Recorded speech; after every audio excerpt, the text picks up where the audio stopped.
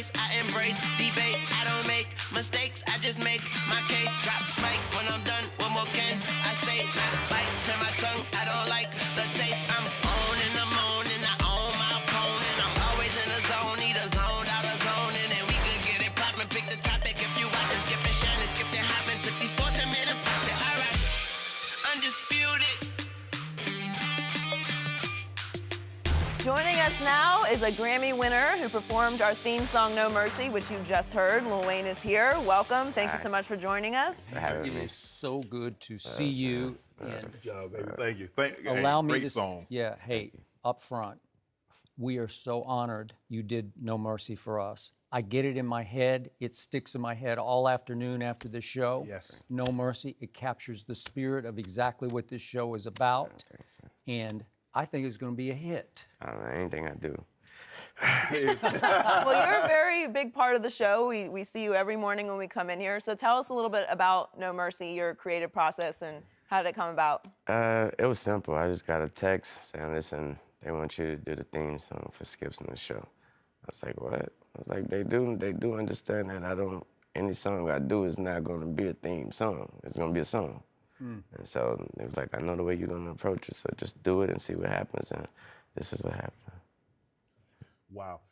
We were talking off camera, and I asked, did you freestyle this? And you said, and I asked, did you write it down? You're like, no, I don't write anything down. So anything you sing, you just go into the studio, get in front of a mic and go. Yeah, there's two different type of musicians. There's the one that was born to be a musician, and there's the artist, the creative, people that know how to learn how to create. Right. Those are the people that usually write things down. This comes from me. This is who I am. This is what I am. I don't have to write it down. You write it down. You take a picture. Wow. So this came quickly and easily for you? Yeah, very. They had to tell me when to stop. That wasn't a joke. So speaking of stopping and speaking of No Mercy, about 10 days ago, I had a Lord have mercy moment when I saw your tweets that you are retiring. Would you please tell me this is not true? This was a tweet off of an argument. This is a tweet after an argument. And by the way, I saw it was like 3:40 a.m. Yeah. Is that about right? Yeah, I'm a Libra. We're known to, we're cliche known to not have real emotions. We're the only zodiac sign without a heart or a soul. Only sign, that's just a symbol.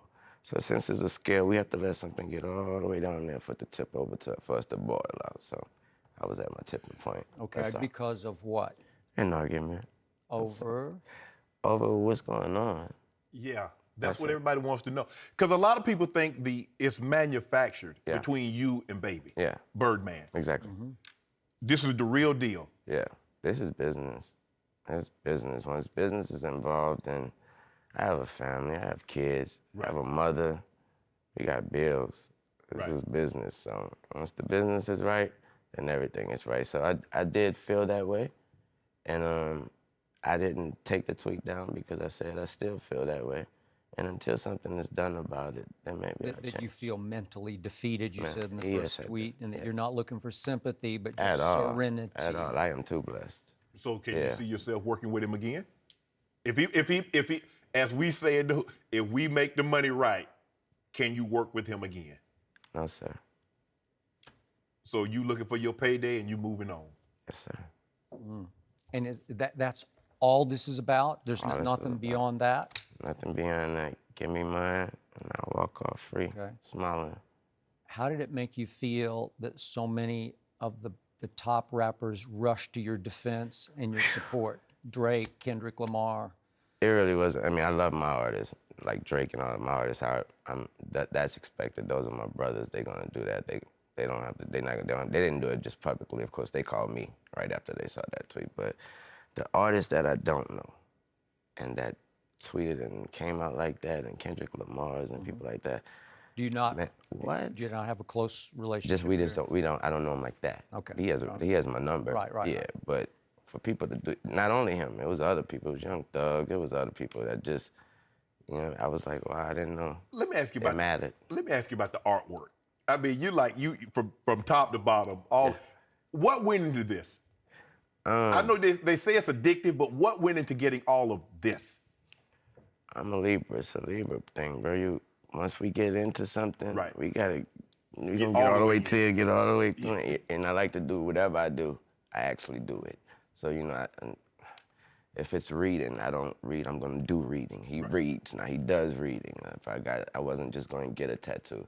That became a hobby, yo. I'm getting tattoos. So let me ask you a question. Of all the tattoos you've got, which one hurt the most? It's gonna be funny. Eyelids? My hand. Really? Palm of your hand? Let me tell you why. The palm of your hand is the most sensitive area because that's what we need to feel. And so also, because it's the palm of your hand, they can't just tat it like regularly. Right. Because it's gonna fade away because the ink doesn't stay. So they literally have to go dot by dot until it's in it, dot by dot. So one letter takes about an hour and a half. Did the eyelids hurt at all? Not at all, it's too fast. As soon as you're ready to start thinking it hurt, it's over. Do you have? No, I don't. Not I don't one. either. No piercings either. Off camera, I give you a tip though. It better be to the lottery. So since that moment of being mentally defeated, have you felt like creating? Because I've been with you on your bus, and you just can't stop. You just keep. It just flows out of you. That's another thing, Skip. I could say it, I could tweet it, I could go to church about it. Y'all, everybody already know I have to go, so I have another verse to do the next day. That's if correct. that was at 3:40, I probably was at the studio at 6 a.m. I probably, Okay. so 'Cause you that doesn't stop. can't stop I can't. that, Yeah. right? Too many, yeah. Do you feel like you have a lot more inside there to share with the world going forward? Different levels and layers? In reality, the height of my talent or the height of my career, whatever, I haven't reached that at all. Yeah. I know you've worked with a lot of people. Who is the one person or persons that you haven't worked with that you'd like to work with? Michael Jackson, Prince. Those are the most. Well, you're not gonna be able to work with those guys, so you gotta give me somebody that's current, that you can actually go in the studio with. That's why there isn't none. I work with everyone. Wow, that's awesome. Yeah. How has your field changed even in the last couple of years? The hip hop industry or the creativity level of hip hop? Where is it going? The new world. It's just the new world. It changed right with the new world. Sports changed, the world politics, the way we protest, everything changed. Just changed with the world. How? Social media, things like that. I was thinking today, how back then, there was a commercial with Bo Jackson. He's doing a Tecmo Bowl thing.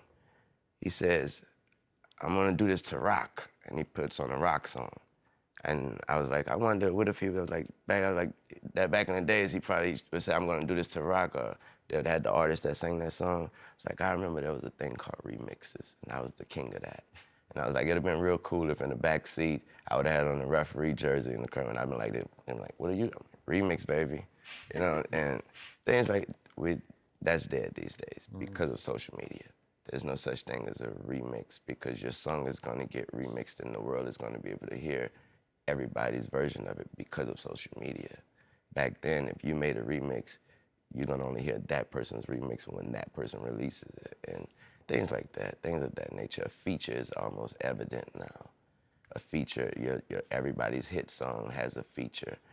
I'm still of the era where Lil Wayne's song is only Lil Wayne's song. I'm on the hook, the beginning, the end of it, all of that. So I'm just from a different part of the music, and because I keep it up, that's why the new artists, that's what the new music era, they attract to it because they know that's something from the real music. Not that what they doing isn't real, but just something from back then that still shines, and we love to keep it going.